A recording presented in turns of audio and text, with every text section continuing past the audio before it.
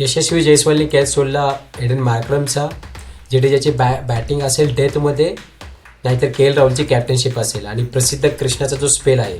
तर काय मोठे कारणं होते या मॅचमध्ये इंडियाचा पराभव होण्याचा ते आपण या व्हिडिओमध्ये जाणून घ्यायचा प्रयत्न करूयात.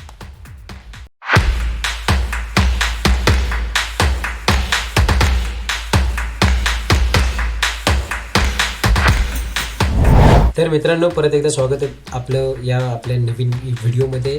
तर आपण या व्हिडिओमध्ये जाणून घेऊया इंडियाचा काल साऊथ आफ्रिकाबरोबर पराभव झाला. तर काय मोठे कारणं होते, कशी या मॅचमध्ये कशी प्रोग्रेस झाली, कशी मॅच गेली, ते आपण या व्हिडिओमध्ये जाणून घ्यायचा प्रयत्न करूयात.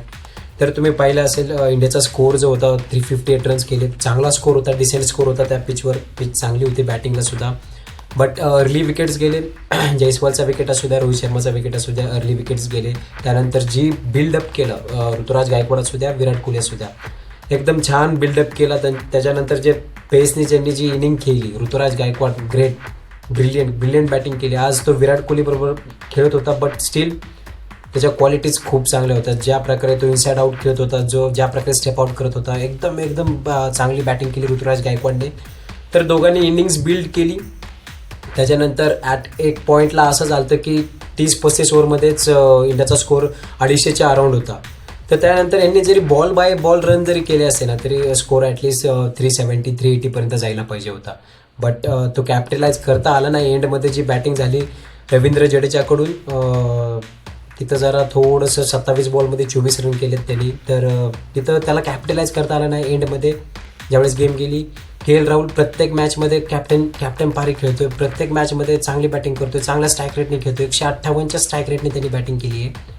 तर एक बिग थम्सअप आहे K L Rahul as a batter, not as a captain but as a batter. एकदम चांगली बॅटिंग केली त्यांनी. आणि अजून पाहिलं तुम्ही तर ज्या प्रकारे वॉशिंग्टन सुंदर रनआउट झाला, जो फेज होता 35 ओव्हर्सचा, त्याच्यामध्ये क्विक विकेट्स गेल्या. ऋतुराज गायकवाड आउट झाला, त्यानंतर 2-3 ओव्हर्समध्येच विराट कोहली आउट झाला, त्यानंतर वॉशिंग्टनचा रनआउट झाला. तर ह्या 3 विकेट्समुळे जी इनिंग्स जिथून फास्ट प्रोसेस व्हायला पाहिजे होते तिथं स्लो झाली इनिंग्स. तर ते एक मोठं रिझन होतं. जिथं आपला स्कोअर पाहिजे होता 350 नाही, 370, 380, 390च्या अराउंड स्कोअर पाहिजे होता. तर 30-40 रन शॉर्ट होती इंडिया. कारण ॲटलिस्ट आपल्याला एकतर बॉलिंग, एकतर टॉस जिंकत नाही आपण. मागचे 20 टॉस झाले असतील जे इंडियाने लॉस्ट केले. आपण शिकत आलोय की टॉस पॉईंट केल्यानंतर 50% चान्सेस असतात प्रत्येकाचे की ॲटलिस्ट एकदा तरी टॉस जिंकेल, नाही का. जर 10 कॉईन टॉस केले तर 5 तरी जिंकले पाहिजे ॲटलिस्ट, आपल्याला शिकवले पहिल्यापासून. बट मागचे 20 टॉस झालेत, इंडिया एकही टॉस जिंकत नाही आहे. तर एक टॉस हारल्यामुळे एक मोठं ॲडव्हान्टेज अपोजिशनच्या टीमला होतं. लास्टला ड्यू फॅक्टर येणार होता, हे सगळं माहीत होतं. तर त्यामुळेच लास्टला कॅपिटलाइज करायची गरज होती. स्कोअर चांगला होता त्या ग्राउंडवर, बट ड्यू होता सेकंड इनिंगमध्ये बॉलिंग करायची होती. तर 30-40 रनचा जो कुशन पाहिजे होतं ना, ते तिथं ॲक्च्युली मिस झालं एंडमध्ये. तर अशा प्रकारे फर्स्ट इनिंग जी झाली, त्यानंतर मार्को यान्सनची बॉलिंग असू द्या, ग्रेट बॉलिंग केली, 2 विकेट्स घेतल्या. लुंगिनगिडी असू द्या, 10 ओव्हरमध्ये 51 रन काहीतरी दिले आणि त्यांनी पण 1 विकेट घेतली. तर चांगली बॉलिंग केली. एडन मार्क्रमचा जो फर्स्ट स्पेल होता त्याच्यामध्ये चांगला एक्सपेन्सिव्ह होता, बट सेकंड स्पेलमध्ये चांगली बॉलिंग केली त्यांनी. तिथं ॲक्च्युली जिथं नांद्रे बर्गर इंजर्ड झाला, त्यानंतर त्यांच्याकडे जास्त ऑप्शन अवेलेबल नव्हते. तर त्यांनी ज्यावेळेस एडन मार्क्रमला आणलं, तर ज्यावेळेस जिथे के एल राहुल चांगला बॅटिंग करत होता त्याच्या पुढे सुद्धा, बट तिथं जडेजा खूप स्लो खेळला. तर जडेजाची इनिंग होती ती डेफिनेटली कॉस्ट केली इंडियाला. 30-40 रन शॉर्ट झाली इंडिया तिथे. तर अशा प्रकारे इंडियाची पहिली इनिंग झाली. तर आपण आता सेकंड इनिंगमध्ये काय झाले ते आता बघूयात. तर मित्रांनो, सेकंड इनिंग्समध्ये जेव्हा साऊथ आफ्रिका बॅटिंगला आली, त्यावेळेस पहिल्या 5 ते 10-15 ओव्हर्समध्ये तसं काय ड्यू वगैरे आलं नाही आहे. त्यामध्ये हर्षदीप सिंगने चांगली बॉलिंग केली, हर्षित राणाने सुद्धा चांगली बॉलिंग केली, क्विंटन डिकॉकला लवकर आउट केलं. एडन मार्क्रमचा कॅच सोडला. यार तुम्ही कसा कॅच सोडू शकतात? एक क्लासिक प्लेअर आहे, मॅच विनिंग प्लेअर आहे, त्याचा तुम्ही कॅच सोडला बाउंड्रीवर. ते बी थोडं काय बाउंड्रीच्या तो यशस्वी जयस्वाल थोडा पुढं उभा होता. जर बाउंड्री लाईनला जर ॲटलिस्ट व्यवस्थित उभा असता ना, तर हातात कॅच होता, काहीच एफर्टची गरज नव्हती. सर तुम्ही एडन मार्क्रमचा कॅच सोडला, काहीतरी 53 रनच्या अराउंड काहीतरी कॅच सुटला. त्यानंतर त्याने 110 रन केलेले. तर मॅच विनिंग तिथंच संपलं ना, तिथंच 60 रनाचा तिथंच फरक झाला.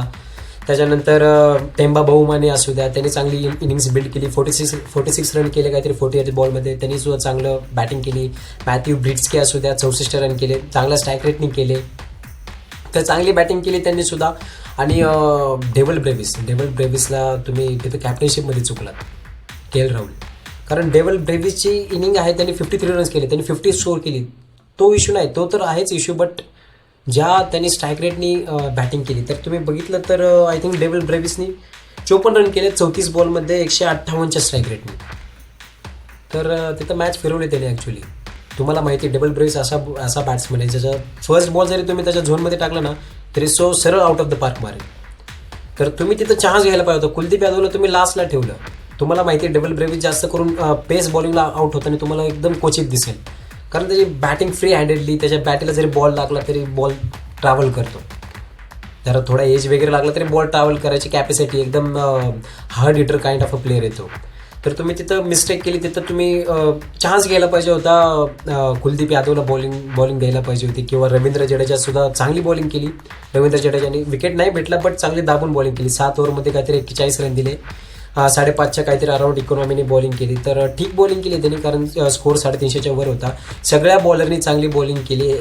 मला वाटतं फक्त प्रसिद्ध कृष्णा खूप एक्सपेन्सिव्ह होता, कारण ॲक्च्युली ड्यू असताना सुद्धा जी बॉलिंग केली सगळ्या प्लेयर्सनी खूप एफर्ट टाकली. हर्षदीप सिंग असू द्या, हर्षित राणा असू द्या, कुलदीप यादव असू द्या, एकदम ग्रेट बॉलिंग केली सगळ्यांनी. फक्त प्रसिद्ध कृष्णा खूप एक्सपेन्सिव्ह होता, कारण आय थिंक त्यांनी किती रन दिल्यात माहीत असेल तर 8.2 बॉलिंग केली त्यांनी. 85 रन दिल्यात. 2 विकेट घेतल्यात, ठीक आहे. एक मॅथ्यू ब्रिट्सके, टेम्बा बोमा, चांगले विकेट्स आहेत, बट एक्सपेन्सिव्ह खूप होता. 10च्या इकॉनॉमीने त्यांनी रन दिलेले आहेत. सो तिथं ॲक्च्युली एक्सपेन्सिव्ह गेला. बाकीचे सगळे बॉलरनी सगळ्यांनी 6च्या अराउंड काहीतरी इकॉनॉमीने बॉलिंग केली, 6-7च्या अराउंडनी. बट प्रसिद्ध कृष्णा महाग ठरला. त्यानंतर तुम्ही एडन मार्कनचा कॅच सोडताय, नाही, वर्कआउट करणार नव्हतं. डेव्हल ब्रेव्हिसला तुम्ही चान्स घेतला नाही स्टार्टिंगला. देन तुम्ही ज्यावेळेस सगळे मॅच एक नाही का बॉल बाय रन आली त्यावेळेस तुम्ही कुलदीप यादवला घेऊन चान्स घेतला आणि तिथं तो आउट झाला. तर त्यावेळेस ॲक्च्युली त्यांनी त्याचं काम केलं होतं डेव्हल ब्रेव्हिसने. तर अजून एक कॅच सुटला कोणाकडून, वॉशिंग्टन सुंदर. ॲक्च्युली कॅच सुटला म्हणजे ॲक्च्युली त्या लेवलला तो कॅच पकडण्यासारखा होता. हा त्यांनी जास्त कॉस्ट केलं नाही. कुणाचा कॅच होता तो कॅच होता जो प्रसिद्ध कृष्णाने सोडला, टॉनी डी जॉर्जीचा कॅच सोडला त्यांनी. ज्यावेळेस ॲक्च्युली हर्षदीप सिंग बॉलिंग करत होता डेथमध्ये, काहीतरी लास्ट 5 ओव्हर्सचा गेम चालू होता, त्याच्यामध्ये कॅच सुटला. ठीक आहे, Tony de Zorzi retired hurt झाला तो वेगळा विषय राहिला, बट तुम्ही एक प्रॉपर बॅट्समन येतो. जर तो असता तिथे, त्याने 11 बॉल 17 रन केलेत, रिटायर्ड हर्ट झाला आहे, तर तो तिथं जर कॅच सुटला, तो जर रिटायर्ड हर्ट नसता झाला तर ही मॅच आधीच 1-1.5 ओव्हर आधीच संपलेली असते. सो तुम्ही असे कॅच सोडू शकत नाही. बॉल असा जास्त लांब नव्हता, कारण ज्यावेळेस तुम्ही इंटरनॅशनल सगळे कॅच आवड असते, तिथं बसून बोलणं वगैरे सगळं सोपं आहे. बट स्टील की त्या इंटरनॅशनल लेवलला जर तुम्ही रिप्रेझेंट करताय कंट्रीला तर ॲटलिस्ट तुम्ही एफर्ट तरी टाकू शकता. तर तिथे कॅच सुटला. तर हे सगळे रिझन होते. हर्षदीप सिंग ग्रेट बॉलिंग, 10 ओव्हरमध्ये 54 रन दिले, 2 विकेट, एकदम चांगली बॉलिंग केली. कुलदीप यादव असू द्या, रवींद्र जडेजाने सुद्धा सगळे म्हणत असतील की दोन्ही डिपार्टमेंटमध्ये चांगलं काम नाही केलं. फिल्डिंगमध्ये मिस केलं. रवींद्र जडेजासाठी चांगला दिवस नव्हता ॲक्च्युली, त्याला विसरण्यासारखा दिवस होता. बट बॉलिंगमध्ये 7 ओव्हर 41 रन, विकेट नाही घेतल्या, बट दाबून बॉलिंग केली. 6च्या खाली इकॉनॉमी आहे, तर चांगली बॉलिंग केली जडेजानी. तर ॲक्च्युली इंडिया मॅच हरली आहे. तर सगळ्यात महत्त्वाचं काय माहिती आहे का, मॅच हरली, परफॉर्मन्स चांगला दिला इंडियाने. असं नाही की चांगली बॅटिंग वगैरे केली नाही. ज्यावेळेस तुम्हाला ज्या पॉईंट्सचा कॅपिटलाइज करायचं होतं त्यावेळेस तुम्ही कॅपिटलाइज करू शकला नाही. जिथं स्कोर 380-90 पाहिजे होता तिथं तुम्ही 300-350च्या अराउंड तुम्हाला ते इनिंग्स संपली. त्याच्यानंतर प्रसिद्ध कृष्णाची एक्सपेन्सिव्ह बॉलिंग असू द्या, कॅच ड्रॉपिंग असू द्या, फिल्डिंगमध्ये सुद्धा जडेजाने 1-2 वेळा मिसफिल्ड सुद्धा केल्या. सो ह्या बेसिकली सगळं टीम म्हणून हरती. कोणी एक जबाबदार नसतो. टीम ज्यावेळेस हरती सगळेजण तेवढेच कॉन्ट्रीब्युशनमध्ये असतात.